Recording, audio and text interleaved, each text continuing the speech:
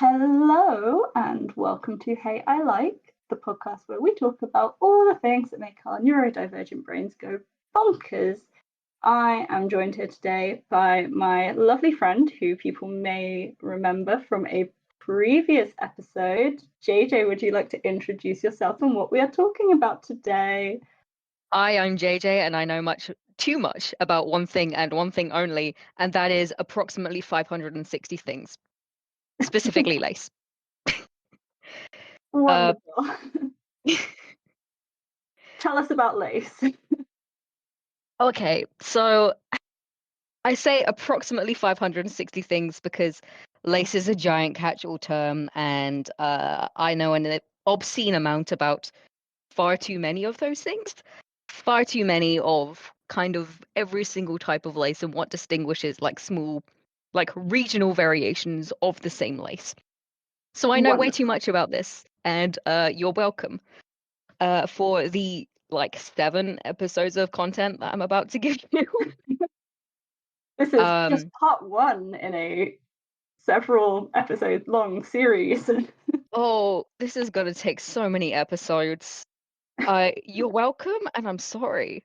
Um, so I am gonna try to keep this episode shorter than most of the other episodes as compensation for the fact that I swear like a fuck. So, first off, I am going to say straight up that I know that this is a very Eurocentric, specifically Southern and Western Europe, very Eurocentric history of lace. And I would love for it to not be, but unfortunately, everyone really, really, really wants to create a history of lace that is exclusively specific to Italy and Flanders and like maybe northern France if you're lucky, and sometimes England. Like no one wants to like even look at any other places. So yes, I am aware of how incredibly Eurocentric this is.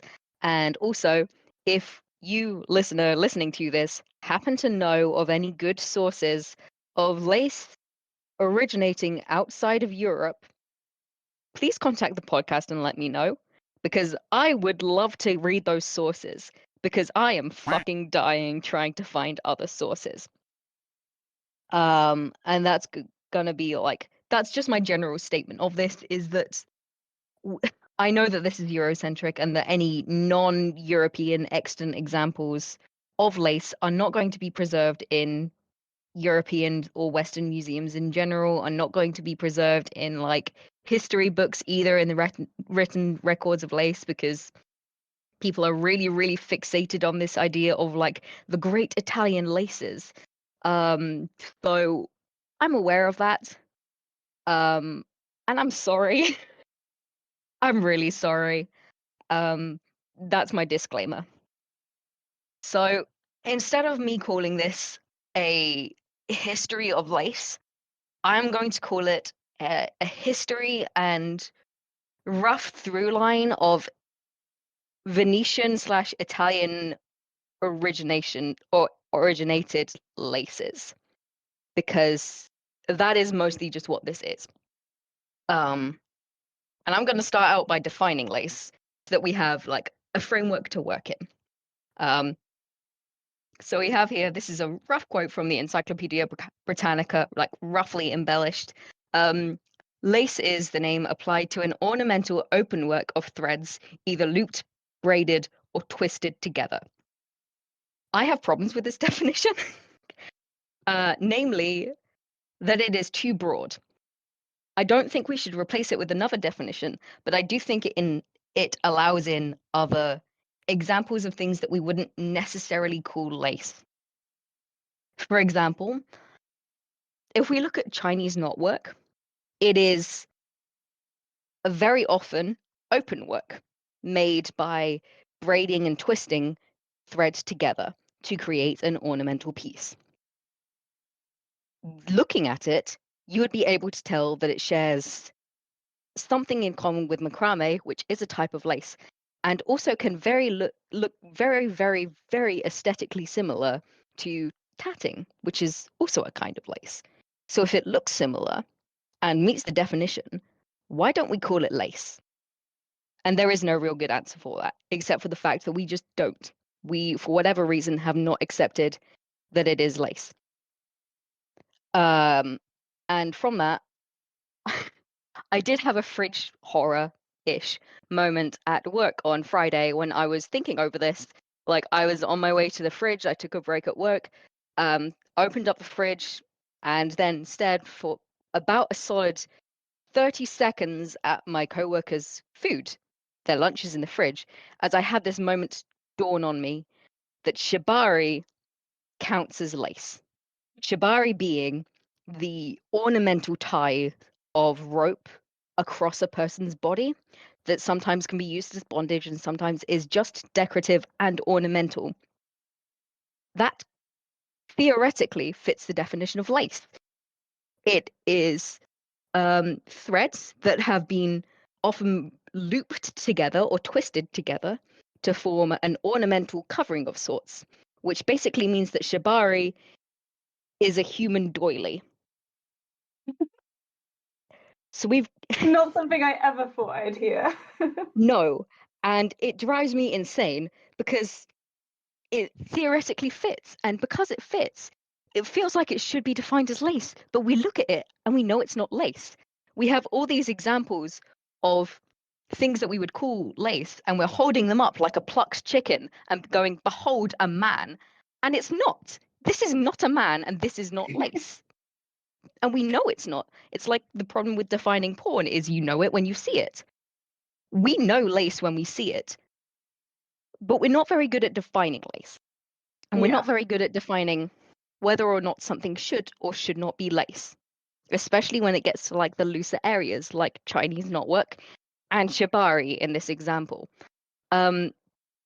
But I do fundamentally believe that this is going to be our best definition of lace moving forwards, is an ornamental openwork of threads either looped, braided, or twisted together. So that's going to be our definition moving forwards. Just to clear that up, all right? Yeah. Um, we're going to be talking about several kinds of lace. And today in particular, we're only going to really focus on two, which is bobbin lace, also called pillow lace or bone lace, which is made with multiple threads worked together at once, typically held in place by a bobbin. It's called pillow lace because you often work it stretched out over a pillow to hold to pin it in place and to work the threads around those pins, which holds them into place and creates the pattern. And it's sometimes called bone lace because the bobbins used to be made of bone.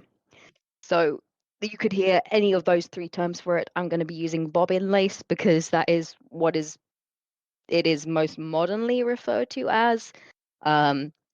But yeah, you might hear either pillow lace or bone lace just in general moving forwards if you're like reading through your own sources and stuff. And we're also going to be talking about needlepoint or needle lace, which is created using one thread and a needle, and also includes cut work, so the withdrawing of like threads of linen from within a linen weave, and then working with that one piece, like a piece of thread and a needle to create the lace within the withdrawn work. There are other kinds of lace, like um, knitted lace and crocheted lace aren't technically forms of creating lace. They are lace forms of the work that they are. So knitted lace is not a way of creating lace. It is a lace form of knitting. Yeah. I Um, was going to ask. yeah. So we are going to include that under other because there is a lot that we can talk about with knitted and crocheted lace that I would very much like to talk about.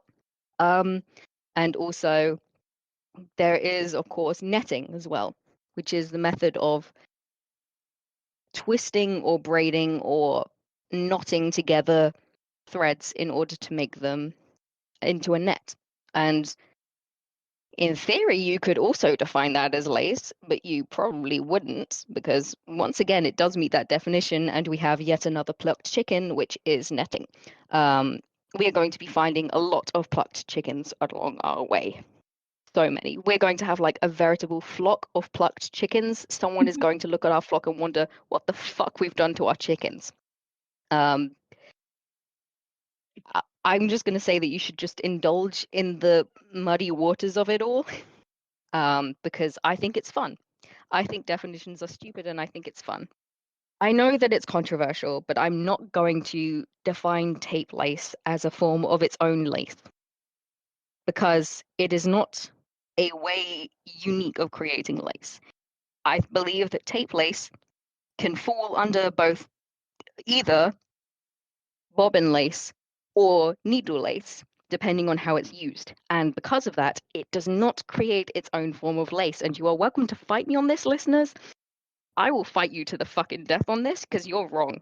You are wrong about this.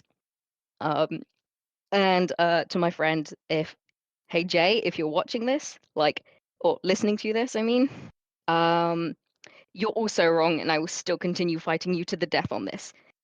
Oh, cool out. Hey Jay, I am going to be making references to you occasionally throughout this series, because I know you're going to get a kick out of this, and also because you're fucking wrong. And I love you. I love you. I love you, and you're wrong.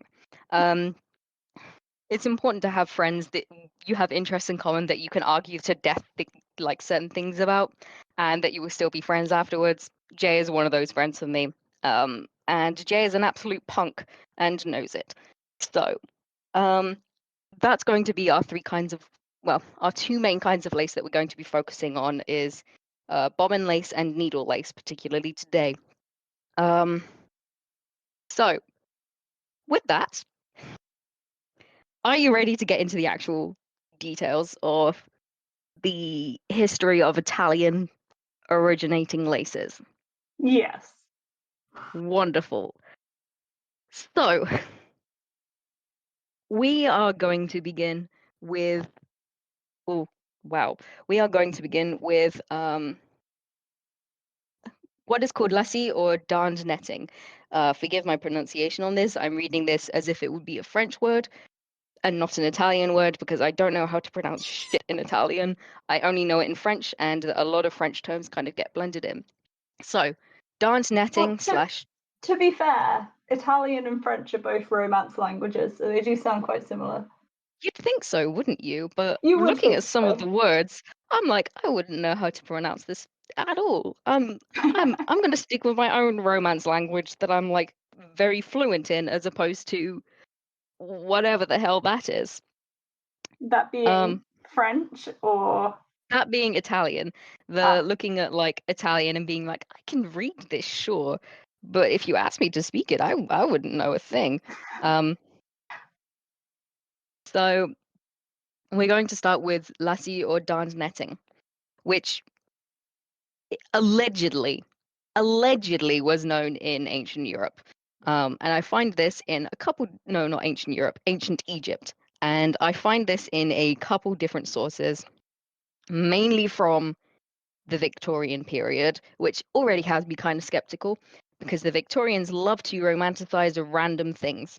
And one of those things is this great ancient origin of all the great feminine works, which you see repeatedly, actually, in a wild way that they do quite often with things like knitting as well, where certain things yeah, will have like ancient or mystical origins that just are false and have been created by the Victorians for, I don't know, whatever purpose they chose at the time. I guess because it sounded better. I'm not sure. But I also have this in a book from the 1960s that makes references to cut work or drawn thread work in ancient Egypt mummy cloths, ancient Egyptian mummy cloths. And it is totally unverified. And I will say this because I cannot, for the life of me, find any other sources, reliable sources, that make mention of this. Nowhere is this ah, talked about in modern sources, like at all. So I'm completely stumped when it came to that, and I'm currently waiting with the British Museum to get access to their digital collection so I can examine that closer because I don't really believe it. Like, I believe that sure this might have been a thing, but until I see the proof for myself, I cannot trust any of these sources because of how obscenely romanticized the creation of lace became in the Victorian period. So, allegedly, ancient Egypt. Uh, and then afterwards, there is argument to be made that this was first seen in the 16th century, but I'm going to very heavily dispute that because we have a lot of sources arguing against the fact that lassie was first seen in the 16th century. So, first, a brief explanation of lassie or darned netting is you have a sheet of linen. You carefully, going along the weft or the warp, pull out single strands of warp or weft thread as you go. Like maybe even just like a couple of inches long, you're just going to withdraw that couple inch section and remove it. Or maybe across the entire weave, you're just going to carefully remove this one thread from the entire work and work across that pattern that you create by removing certain threads, where certain threads are removed, certain threads remain. And with that, you then very loosely darn or very densely darn, depending, onto the meshes left behind when you've withdrawn certain threads. And this is known as réseau, which is a French word, so I can pronounce it. Lassie also generally became a term for embroidered réseau, which was the embroidered meshwork. But in the specific kind that we're thinking of, we are thinking of darned netting. The lassie is generally made of linen thread, very rarely silk or gold thread, like very, very rarely, mostly because that's expensive to do. And with it, you can make long borders or panels or small squares joined together. So you can do either very modular things or a very long stretch. You can use then thicker outlining threads to create the effect of relief without really having a sense of relief, and darning of different strengths and densities to create a shaded effect. And so it gets complicated because the earliest known pattern book we have for lassie or réseau specifically as darned netting is roughly 1525, which is from Jörg Castell of Zuckau, who this book, okay, so in order for pattern books to exist, there must first be a demand, and there must also be, before that, a competency. People must have achieved a degree of competency in it in order for the patterns to have been created, to be shared around, and for people to be able to look at a pattern book and know what it wants you to do. Particularly old pattern books where they basically just give you the grid and are like, here you go, have fun with it. So our earliest example of a pattern book for this kind of lace creation is 1525. The earliest mention we have of it, not by name but instead known as network, is in the Exeter inventory of 1327. So almost 200 years earlier, we find a record of it in basically an inventory of what was used in a church. We have 3 pieces of it at the altar and 1 for throwing over the desk. So we have a grand total of 4 pieces categorized as network instead of lassie or réseau. The earliest mention of lassie by actual name is found in the quote-unquote laureate skeletons, one of the earliest lines, which also contains the earliest reference that we have, or the earliest literary reference we have to samplers, so creating small examples of the a craft that you do, creating a small portion of it. This is the first actual literary reference we have, and it reads, When the tappets and carpets were laid, whereon these ladies softly might rest, the sampler to sew on, lassie to embraid. So all of this together, the fact that we have Skelton's work, who died in 1529 and was born in 1460, the fact that we have a reference to it with the Exeter inventory in years before in 1327, and the fact that we have a pattern book from 1525, all of those put together, particularly the Exeter inventory, means that we know for a fact that Lassie or Rousseau had to have been created, had to have originated pre-16th century. So ignore the fact, ignore anyone who says it had to be from the 16th century. They're wrong. The earliest actual examples that we can pull from, even if not by name, is 1327. All right.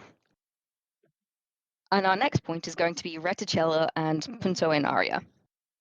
And now we're going to have a brief divergence here to talk about Venetian trade. So this is not an area of which I'm an expert. I actually had to ask my date mate about this, who is a historian for Middle Ages, and does know a lot about what we would now call Italy, which was a state, like at the time, like a series of nation states or like city states.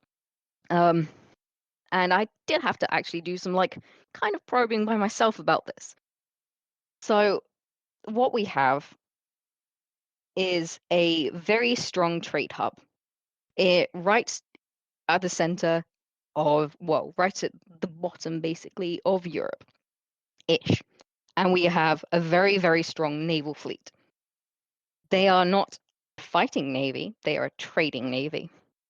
And these trading vessels had pretty good links with the Byzantine Empire after their agreement between the Venice and the Byzantine Empire in 1390, and then a couple before that and a couple after that as well. There was like good, strong trade routes between them. As record of trade, and this is particularly important. There's record of trade between India, modern day Thailand, and possibly China, having either direct or indirect trade, which means that we can definitely see like clear influences between on Venice and Byzantine art from these regions, and this will become important later on. So it is not a leap to assume that Persian and Venetian drawn threads with like whip stitches influenced each other, because we also see very Eastern and Persian influences on European ceramics and pottery at the time, especially Italian pottery and ceramics. And Persian geometric forms and Eastern influences, which are generally interlaced repeating star shapes and geometry over like more natural shapes and forms, are very, very commonly found in early Italian reticella and punto in aria. So even if we cannot say, for example, that these forms of lace originated in someone else, like somewhere else, we definitely know that they had very strong influences on like the actual lacework that began to be created in Italy as a consequence of those interactions. All make sense so far? Yes. Wonderful. Stop me if I lose you at any point or forget to define a thing. So we have our first reference to reticella in the Sforza inventory of 1493, but it is not named in pattern books until Vecchio in 1592. So once again, almost 100 years later, it starts to be named in pattern books, which makes sense. You know, books are expensive to create, and honestly, who's really going to be using them except from rich people? So, like, it makes sense. And also, finding extant books can be hard because they're made of paper, and paper does not like to stay. And especially when you can just reuse that paper to, you know, reinforce, for example, spines of books or something. So our earliest example of reticella might potentially be in a fresco by Ambrogio Lorenzetti in 1339, which is in the public palace of Siena, where you can see a man reclining on a series of pillows, and over those pillows you can see cut thread work with a series of buttonhole stitches going along it to create a new pattern inside where those threads have been removed. It is no longer darned, but is instead you use buttonhole stitches to create the pattern. So it creates a much more open, airy feel to the lace, which you will see becomes like a massive like follow line through with lace. We start to know lace for its openness and airiness, as opposed to its strong geometric shapes based on a grid. You don't really think about grids when you think about lace, do you? No. So, no, absolutely not, and not at all. And this starts to become like the basis of what we would more commonly seen as like more freeform lace, I guess, less restricted by what you can fit into a square. So similar to Lassie, threads are withdrawn or cut from the linen in reticella, I mean, but then the remaining threads are cast over with buttonhole stitches, and you create this thread, like these patterns, by tacking the linen down onto parchment. Then and you follow the pattern on the parchment beneath it. So you can also then put buttonhole stitches on top of buttonhole stitches on top of buttonhole stitches to create an elaborated pattern. And then we have punto and aria, which, if you know like much Italian or much any Romance language, really, you'll be able to tell that it's literally like a thing that floats in the air, stitches in the air. And in punto and aria, we completely remove the drawn threads of reticella. No more do we have that block of linen fabric that we're withdrawing threads from and then creating a new thing in that space. That linen thread fabric now is purely there to act as a base to create new fabric. We are now creating base threads by tacking the thread down to one section, drawing it to the other end, then drawing that down to the end, and then drawing that down to the other end, and then over to the corner and over to the other corner, down and up and down, and create a web from which we sort of weave, but like it is still buttonhole stitches followed into a pattern, following the parchment pattern underneath the linen to create the actual lace itself. And it is gorgeous lace.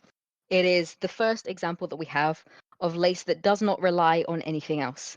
And this is what we could probably refer to punto and aria being the first true needle lace, because it does not require any other foundation really to make it. You just need your thread, your needle, and the pattern underneath. And lots of people still do this today, this method of creating lace.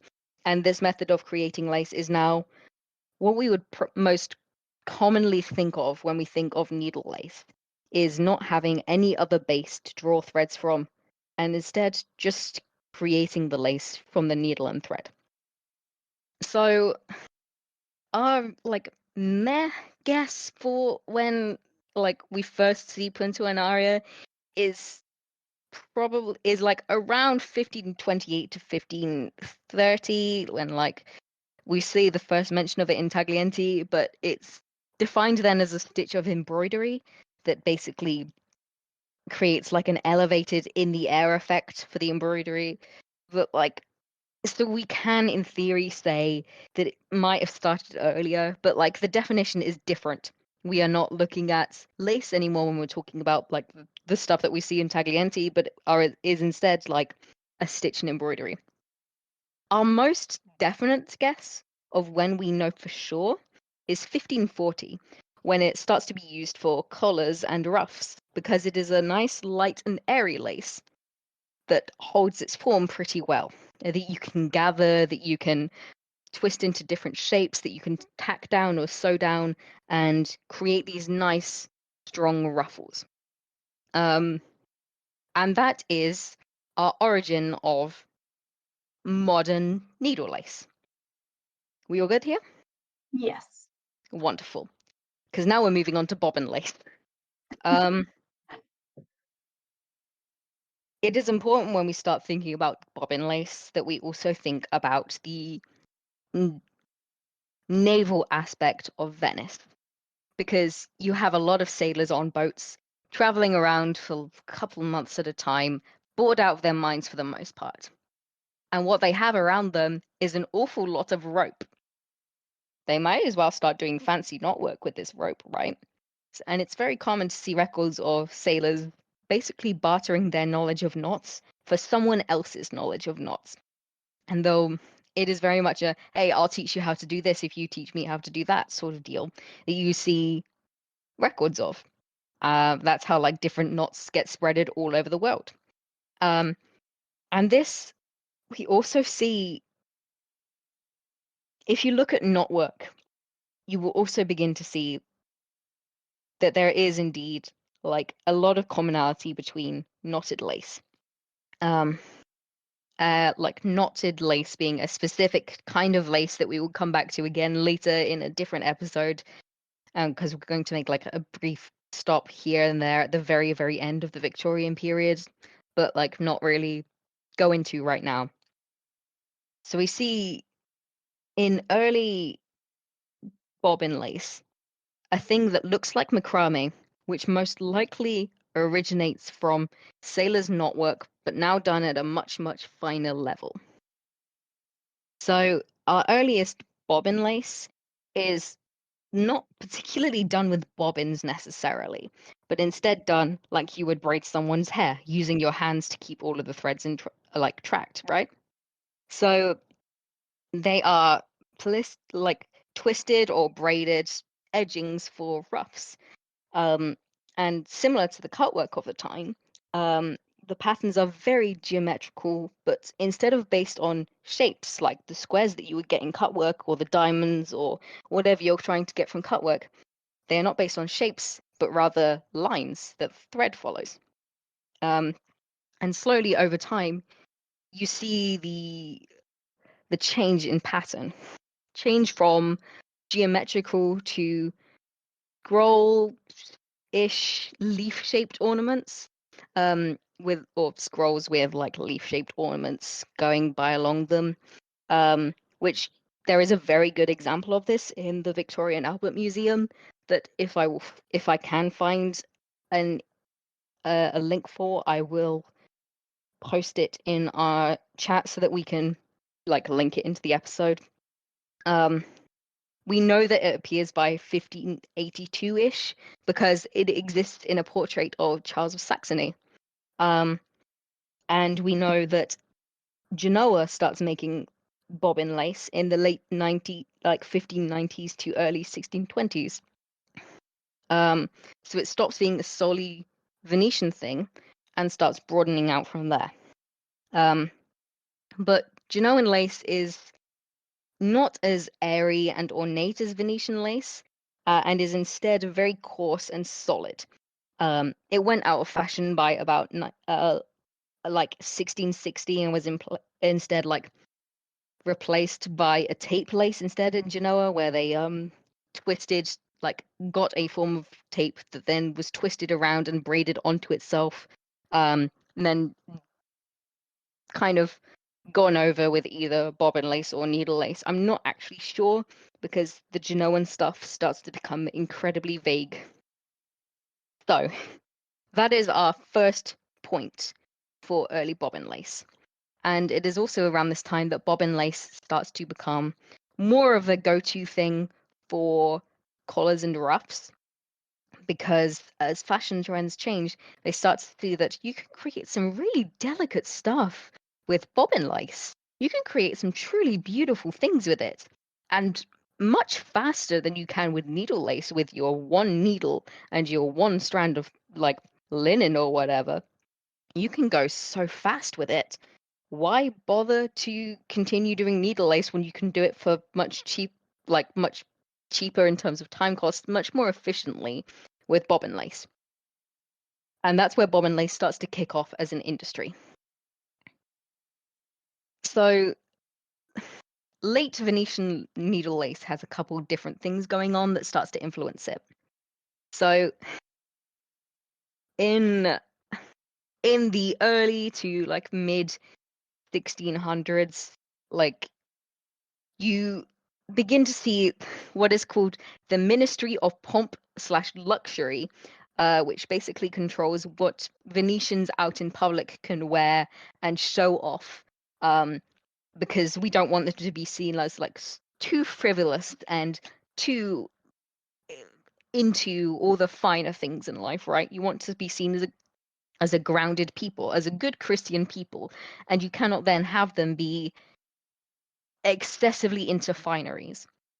So, in 1616, 1633, and 1634, the Ministry of Pomp forbade the wearing of Venetian punto in aria, with a penalty of 200 ducats for each offence.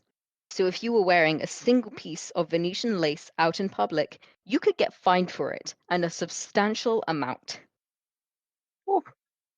Yeah, I think it's kind of fucking stupid. Like, I understand, like, situationally why this all came about, and, like, obviously, sure, at the time you want people to, like, kind of tone down how excessive they are in their luxury.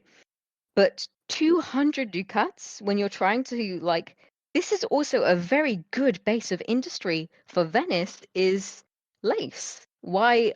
Yeah. It doesn't make sense on why you'd want to get rid of that.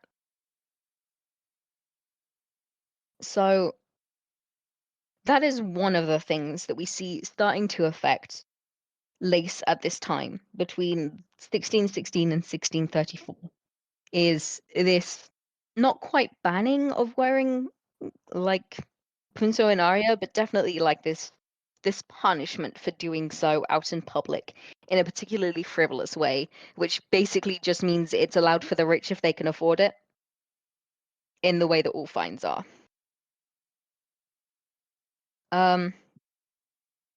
I don't have an exact date for what we are next going to talk about because, once again, things are incredibly vague. But I do want to stop by and talk about Rose Point because it differs from Punto and Aria in ways that will greatly affect lace further down the line and moving forward. So, Punto and Aria and Rose Point differ in three key ways. The first being Rose Point has a highly conventional and uniform design. Like it has a character. Whereas Punto and Aria can be a little more, there's a lot more variation in it. The second is that Punto and Aria has a very strong relief. And the third is it has more elaborated brides. I have a note here that says, "Stop, have you defined brides?" And I don't think I have. So, I don't think I have defined brides. Have I defined brides? I don't think you have. Okay, wonderful. In which case, here we go. Yeah, I'll find like an actual proper definition of it. Here we go. Brides, a small strip or connection linking the details of ornament in lace. It may consist of 1. Threads overcast with buttonhole stitches, or 2. Of twisted or plaited threads. The word is French, the English equivalent being pearl tie. The French word is chiefly employed. So effectively, it's the foundation threads. So the brides become much more elaborated, much more decorative and fancy. So we're going to go into detail about those three things. The first is the design. The design stops or very rarely shows the figures or natural objects like in traditional punto and aria. It is very, very rare to see those forms and figures even in work done for the church. You don't see the forms or anything like that that you would see normally that is weird compared to what we've previously seen. You've gotten the development of shapes and people. Why ditch it now?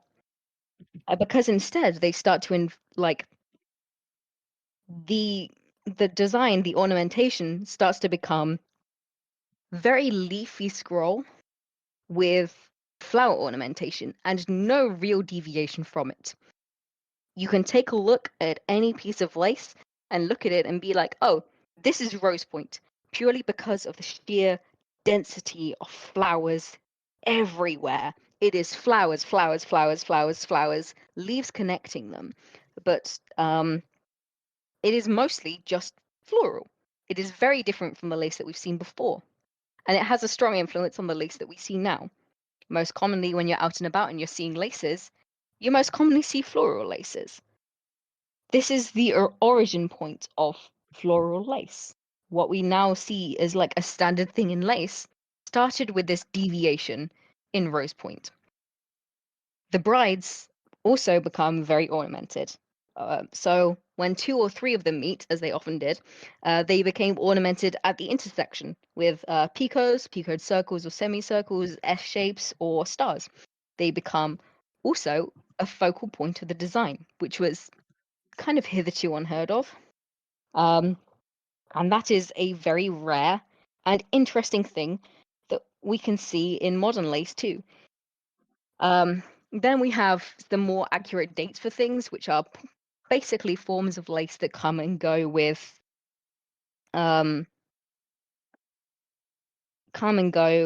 like fashion trends.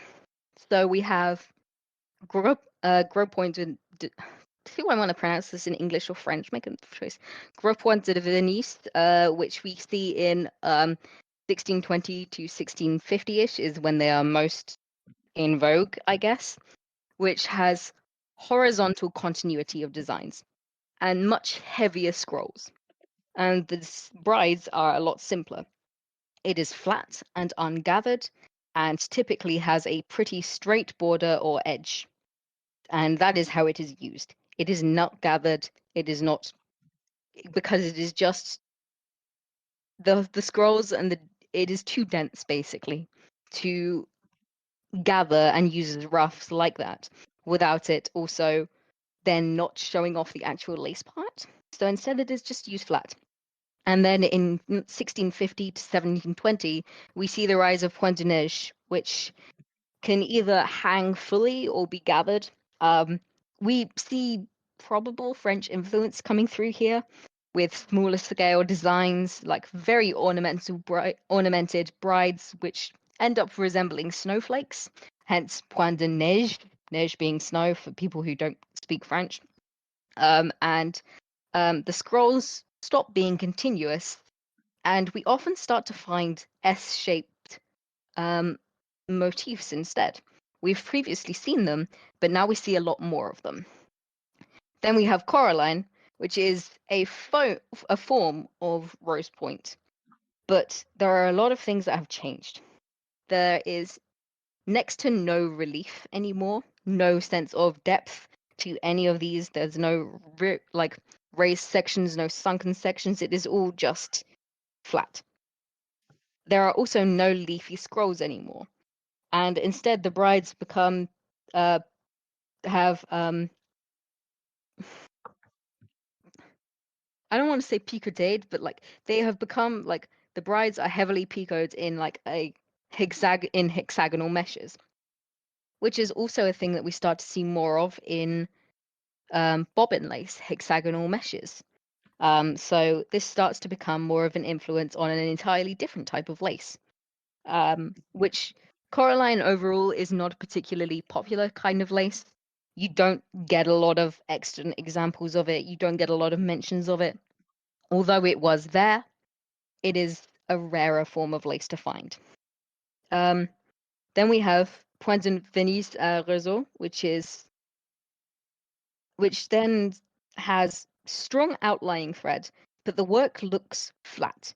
It's like, you know, when you go into an old person's house and they have those net curtains that are floral, and there Yes. are strong outlines on the like decorative elements of it, right? But the Yeah. rest of it just looks flat. That is kind of what you can think of there, except it's not like, that giant net size thing. It's much smaller, usually just like maybe has some arches, but is generally a flat strip. And then in 1665, we get the rivalry between French and Italian, or specifically Venetian, lace industries. We get, in 1665, you get the establishment of the Point de France, which is basically a school almost, or an organization supporting French needleworkers or lace creators to study under Venetian lace makers. And you see like Venetian quality lace, which you'd not previously seen anywhere else, start to emerge out of France. And then Venice responded by attempting to perfect Pointe Roseau like immensely. And then you get the intermingling of those two, which ultimately culminates in Alençon lace, which we are going to cover in a future episode where we go more specifically over different kinds of needle lace. Nice. And now we have Burano lace, which you mentioned before actually recording this episode. I did. Because you've been to Burano, right? Yes.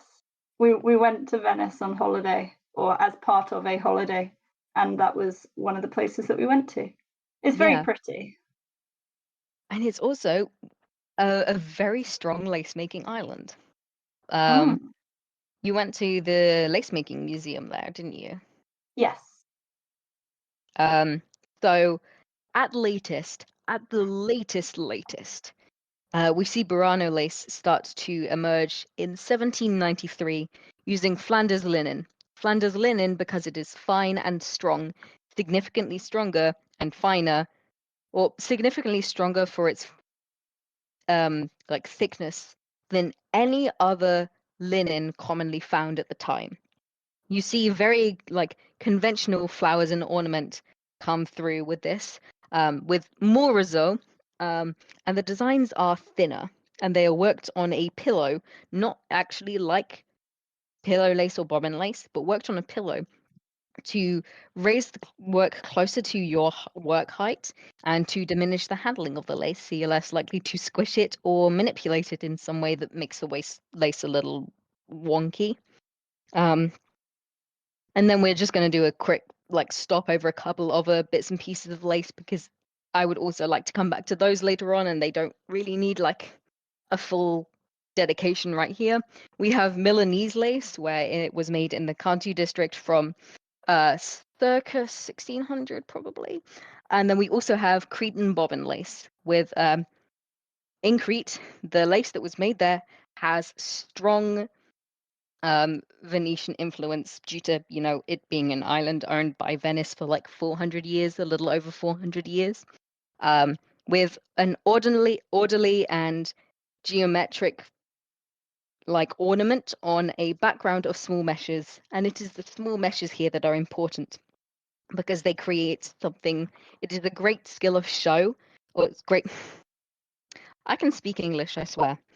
It is a great show of skill to create a series of small meshes for as a background for the ornament to then be developed and lay on top when and in a way that looks very seamless.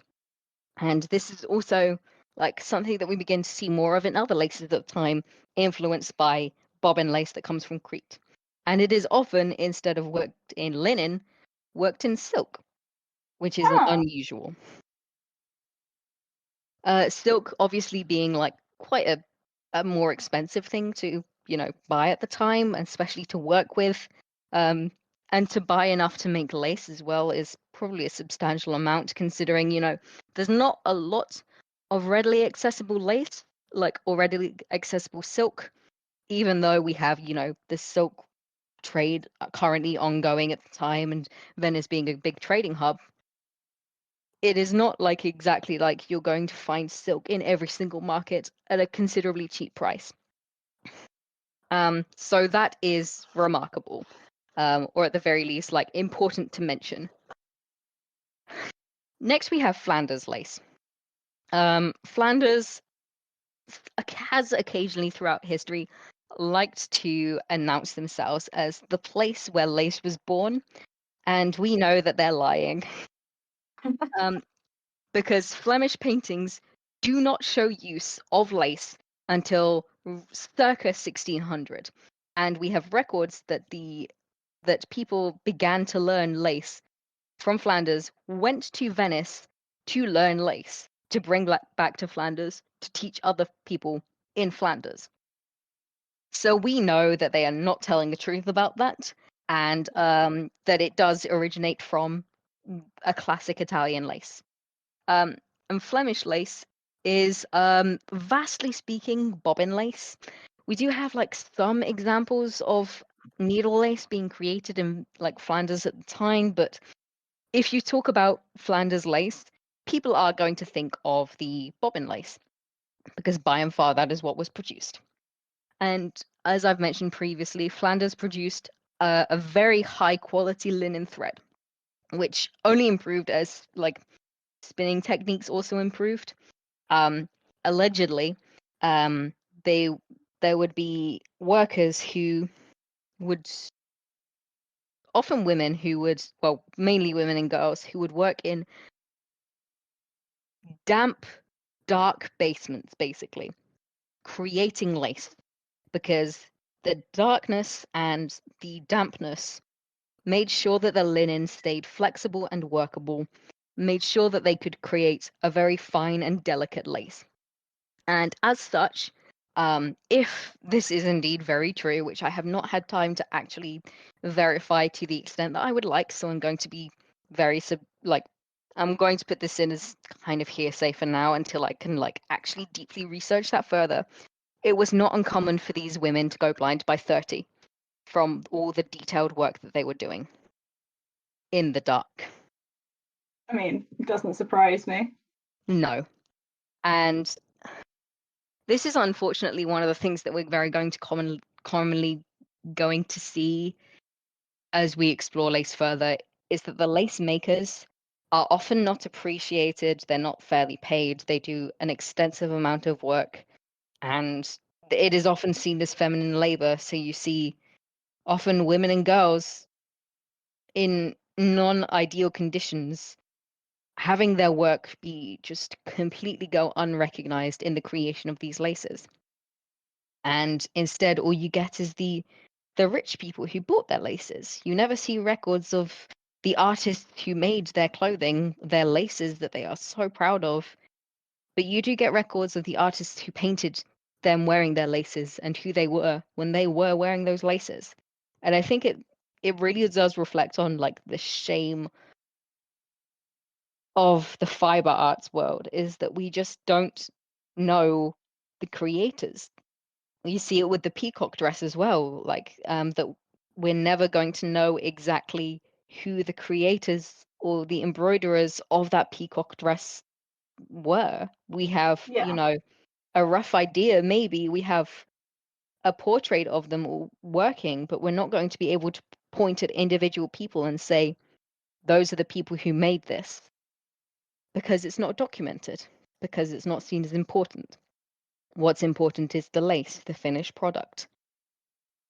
And as a modern lace maker, yes, I find that absolutely tragic. And this is going to be a thing that I touch on more in a future episode specifically about doilies, because that's a topic that really pulls at my heartstrings that I don't think people stop and consider for too long, which fair enough.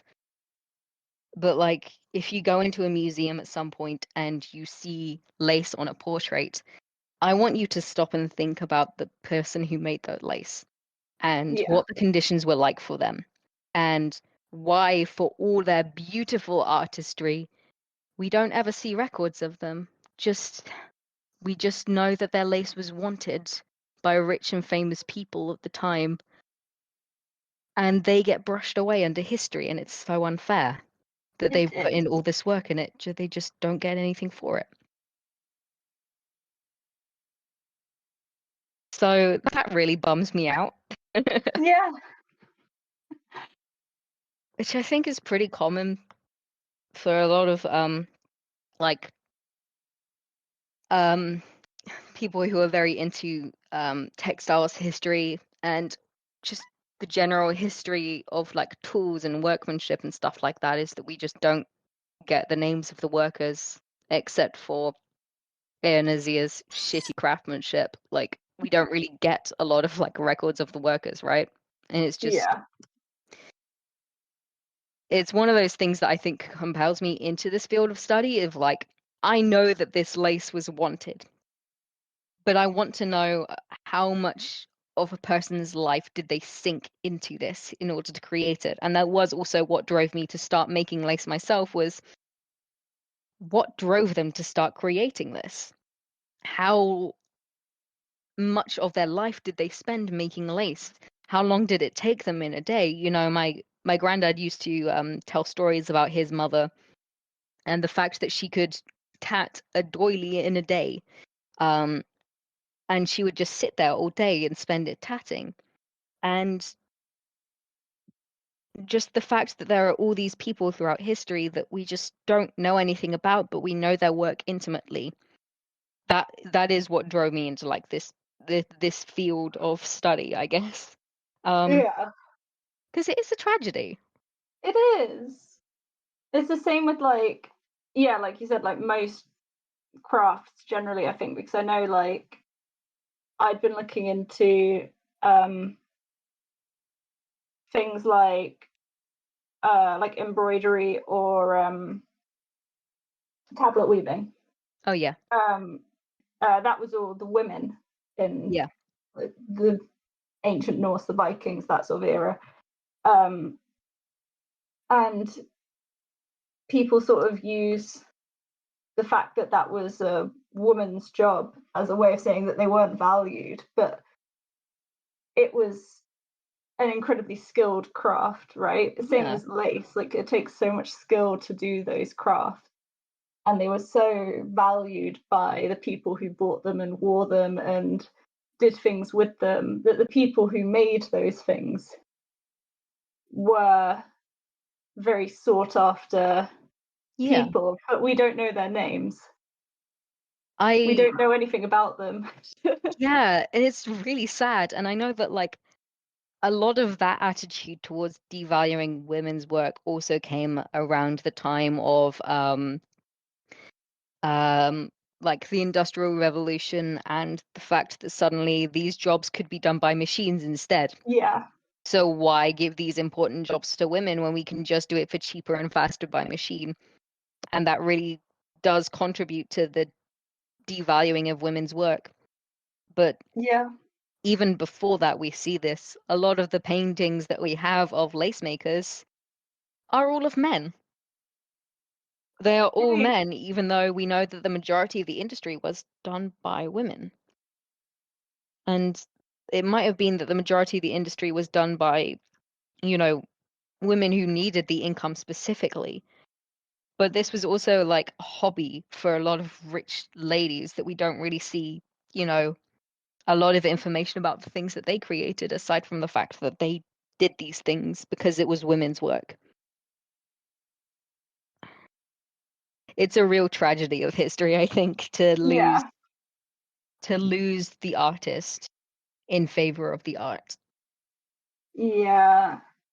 It really is because, like, for all that it's really cool to have these things and these arts and stuff that have remained, is like at the end of the day, history is made up of people Yeah. and individuals' stories and society's stories, and we wouldn't have history if it weren't for the people who were making that Yeah. history, I guess. So the fact that we've forgotten all the people who were not like the huge names, the big wigs in society, I guess, is just, it's so sad. It is. Oh, It gets me in a big way, and it's the thing that I am going to be like, when I know the name of a lace maker, I'm going to very specifically mention it in future things. And there is going to be a specific section on Honiton Lace, which is a kind of small town in Dorset in England, where there are like variations from village to village. And we know a lot of the lace makers who have continued that tradition for a long time, or who gave that knowledge to someone to preserve. And when I have those names, I will mention them because they are important to know. And Yes. they are important to recognize that these people are what made this art. And to look at art and be like, well, it's just here, really doesn't do service to all the people who put their hearts and souls and lives into it. Time is the Yeah. one resource that we can never get back, and they spent this one resource pouring it into their art. So, after that brief, sad down tour, like a downward spiral tour through my big feelings about art history, shall we get back into it with Belgian lace? Because I have one Love. line about this, and that is we can find it in late 17th to early 18th century. And that's all I'm going to go into here because that is going to be a topic for future lace episodes. Wonderful. Then we have Antwerp lace specifically, which I'm going to talk about a little bit here because it is known as a form of peasant lace. It's called pottenkant, which is and it's so called that because of the potted flower design it typically has. You will always see pots and flowers sprouting out from them, and then you move along the scroll, and there is pots and flowers spouting out from them, and on and on and on like that. It is a very recognizable form of lace, but one that is Wonderful. considered, yeah, it's wonderful to have like you can look at it and be like, oh, that's pottenkant, easy. Yeah. Um, uh, and it is very, very clear that it has not been valued as much as it should have had because it is still, you know, a very, very pretty kind of lace, one that I deeply appreciate. That would be great for Yeah. like insertions on, say, I don't know, a chemise or something, but hasn't really been like valued enough to be commonly seen on chemises. Um, Now, my 10th point on like 10th stop point on the timeline here is is a collection of laces. Alençon, Argentin, Lille, Arras, and Chantilly, which are all from the mid 1600s to the early 1800s. And all of those I will go into at a later date. But during the mid 1600s to the early 1800s, these are your laces. This is the development. You see it start to really spread throughout France and for different areas across Europe, particularly Western Europe and sometimes Northern Europe, really find their solid base in lace, their own unique styles. And so those one, two, three, four, five of kinds of lace we're going to explore later on because they all have a very unique style of lace that becomes very recognizable. Um, and now we're going to move on to, as previously mentioned, Honiton lace. So um, the earliest reference that we have to Honiton lace in Dorset is in 1557 in Hallow's Familiar Epistles of Sir Anthony of Guerrara, um, which speaks of a woman who takes her cushion for bone lace or her rock to spin, and bone lace here being um, the Honiton lace being a bobbin lace. Um, so we see it created there. Um, Then we also have, following after that and arriving into the 1800s, Irish laces, and Carrick Macross coming out in 1820, and Limerick tambour lace coming out in 1829. And these are also laces that I will get into in the future. And then we have tatting, which knotted lace is going to have an entire episode of its own because I have many, many feelings about tatting being a pauper's lace, and also the fact that some people, for whatever fucking reason, believe that some. I know this is UJ, okay, it's fine, but the the linear progression of lace does not really work when it comes to tatting because it this is the first time that we would really consider it lace as opposed to knotwork is when it becomes tatting. And there are people out there who believe that like some paintings of knotting shuttles are actually tatting shuttles when they're really not, and that's a thing I'm going to get into later in another episode because I kind of have beef with the entire thing. But it is seen as a peasant lace. It requires very few materials, but is very, very durable and often incredibly delicate. Like, despite how delicate it looks, it is really, really, really long lasting. So it is used as trims for things like children's clothes or tablecloths or different things like that. And um, kind of in the late Victorian and early Edwardian era is where we're going to come to a close-ish for now. Because we also start to see then the introduction of macrame, um, which is a form of knotted lace. Um, and then we start to see more and more examples of lace start to make their way over to America to the point where we have a record of a woman very much complaining that all of these laces have been carried off to the old world, no, to the new world. Her name is Emily Lay Lowes, and I'm going to read this quote because I think it is fucking hilarious. It cannot be too soon realized that, as with old furniture, porcelain, and silver, much of the finest embroideries of England and a vast quantity of the laces of the ancient laces of Italy, France, and Belgium are being slowly but surely carried off to the New World. American dollars are doing much to rob not only the old country of the fairest flowers of her garden, but the continent of their finest and best examples of the genius of the past. The Vanderbilts and the Astors, among others, possess immense fortunes in lace, whilst that omnivorous collector, Mr. J. Piermont Morgan, gives fabulous sums for any fine old relic of embroidery. Many pieces of both classes of needlecraft have found a permanent home in the Metropolitan Museum of New York and are lost forever to the English student. How fucking bitchy does this sound? I mean, that's just academia for you, but like That is just academia for you. But I'm like, oh, I'm sorry, British lady. Are you complaining that all your artifacts have been taken to another country and you can no longer access them anymore? I'm the sorry, are you complaining? irony. It's so funny. I am going to conclude our timeline and first episode on that because I think I've done a pretty good job of keeping it to a relatively short amount of time. So, well, we only started an hour ago. We're doing pretty good. So I've made good on my Well, promise an to keep hour and it a under half ago, but you know, an whatever. hour and a half ago. I've done a good amount to keep it under, and 2 hours long. But I did want to just conclude on that specifically because, like, this is kind of where we find the end to the height of lace as a whole. Is the end of the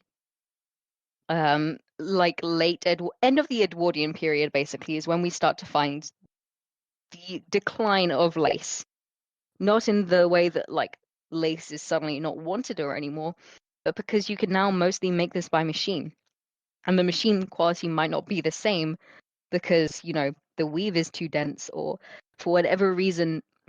No, it's a specific reason. It does not have the flaws of handmade lace. And because it does not have the flaws, it does not have the quality. It does not have the differences in tension that then make it seem to flow in an organic sense. And instead, it just seems very rigid and regimented in a way that handmade lace does not. And because we now have handmade laces falling out of fashion with the rise of machine made laces, people really start to devalue lace as a whole. And then over time, it slowly starts to become seen as like a thing that your grandma had, really, but you don't really want because it's kind of ugly and like gross and reminds you too much of like old people and like you no longer want it in your life, despite the Yeah. fact that like you don't want it everywhere in your home. You might want it still in your wedding dress because Queen Victoria had a hell of an impact on what wedding dresses are and should be like. And you still find very lacy wedding dresses because of that, because of the value of lace at the time. For people listening at home who do not understand the impact that Queen Victoria had on wedding dresses, she was like the person who popularized the white wedding dress. People didn't wear white for weddings until then. Particularly the white, very ornate, lacy dresses that you would now see as like standard. That's only like what, like 200 years old? It's really not that even old. that, surely. No, I'm not entirely sure when they got married. 150 maybe? 150, 200, something like that. It's really not old at all. This is a very new invention. It's like significantly new, and that's also kind of the main place that we see lace nowadays, is in like finery like that, in terms of like, oh, this is a fancy thing because it has lace on it, as opposed to just like a daily living thing has lace everywhere sort of deal, as you would find with doilies. Once again, that's going to be another episode. So with the rise of machine lace, you don't really see that anymore until suddenly you get like the hippie kickback against industrialization along that era, in which case you start to see more macrame coming back into fashion, and knitted and crocheted clothes come back into fashion, because you are doing it yourself sort of deal, and it is like rebelling in a way against the establishment. Then you start to see like macrame lace in particular come into fashion, and then fall out of fashion again, and then come back into fashion again roundabouts now, when we're having like a sudden intense focus on crafts as a practice for preserving mental health. So the between the end of the late Edwardian period and now, not a whole lot happens, honestly. So I'm happy to just leave that, because this is like overall a significant lull in like lace making. There's going to be as well in future episodes several types of lace that I did not mention here that fall under probably the needlepoint lace category, that will be talked about, but because they don't necessarily have their origins in Italian lace, I am just going to put them to the side for now and then come back to them again later. I'm thinking very specifically of Armenian lace. Side note, if anyone listening has any good sources on Armenian lace and its history specifically, please let the podcast know. I am once again struggling to find good sources on that in a language that I speak. So if you have any in English or French or Dutch, let me know. And hopefully I will be able to read those. Or alternatively, get them in a language that you don't speak and find a friend who does speak them, or put them in Google Translate. And I am not putting shit in Google Translate, okay? I trained as a translator. It is against my moral code. I will... Are you just saying how I got my master's degree? Yes. Yes, I am. How dare you? So I'm gonna call our history there for today. Fair enough. Because otherwise I'm going to get started on a topic that's going to last me several hours, and I feel like it's best to get a small episode off to start with, than add on like my bonus content, which is several hours of me talking about a very specific kind of lace. So congratulations on the shorter episode. I think this might be one of the shortest that you've ever managed to record. I promise in the next one, I'm going to try to aim for this to be more of a conversation and less of a lecture. This one was just very lecture heavy. That's all right. I like learning about different things. Oh boy, how you're going to learn about so many historic beefs that you have no clue at all about whatsoever right now, but are incredibly specific to like just lace history as a whole. I look forward to it. I love historical beef. You can't see me, but I'm like rubbing my hands together in front of my face. I can vaguely hear it through your mic. Yeah. Love it. Yeah. Hey, so you also, as a fun note for you specifically / our listeners, is that if you go onto Gutenberg and search for the history of lace, A lot of things come up about the building of the Crystal Palace in London slash wherever the fuck it was built. I think it was London. Because it was due to be open on a Sunday, and there are a lot of things at the time complaining about the fact that it is desecrating the Sabbath by opening it on a Sunday, which weirdly comes up when you search for the history of lace, and I have yet to figure out why. Oh, Crystal Palace. That makes sense, actually. I hate it, but it makes sense. It's a spelling thing. Okay, sure. Once I say it out loud, it makes sense. So yeah, if you're ever on Gutenberg and you're like, huh, what are all these things coming up about Crystal Palace? It is probably complaints about the fact that it opened on the Sabbath, the Christian Sabbath, not, Shabbat, which is more relevant to my life, but whatever. Oh well. Oh well. Shall we take us to the close? Yes. And it's All your job right. to wrap us up. It is. Thank you for listening to Hey I Like. If you like what you've heard, please share our podcast with a friend or review us if you really want to. But sharing us is probably the best way to actually help us get our content out there and help us keep making these. You can find us at heyilike.tumblr.com, all one word, no caps.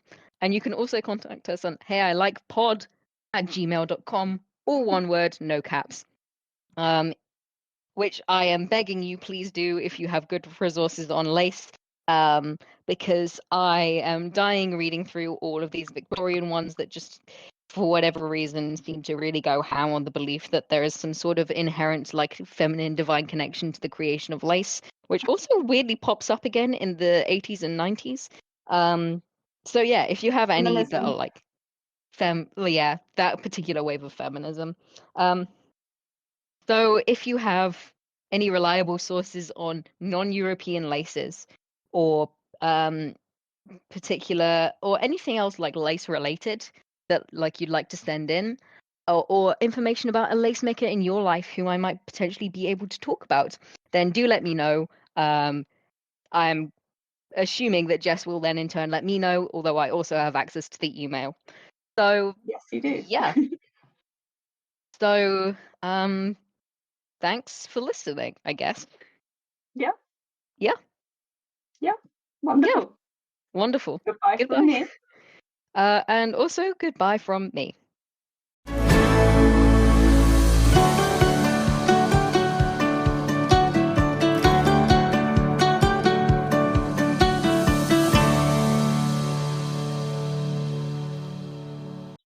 Thank you so much for listening. If you've made it all the way to the end, congrats! You are officially much stronger than half of our friends. If you are enjoying listening to this podcast, please subscribe to get notified when we update, or follow us on Tumblr at HeyILike, all lowercase. That's all for now. See you next time on Hey, I Like.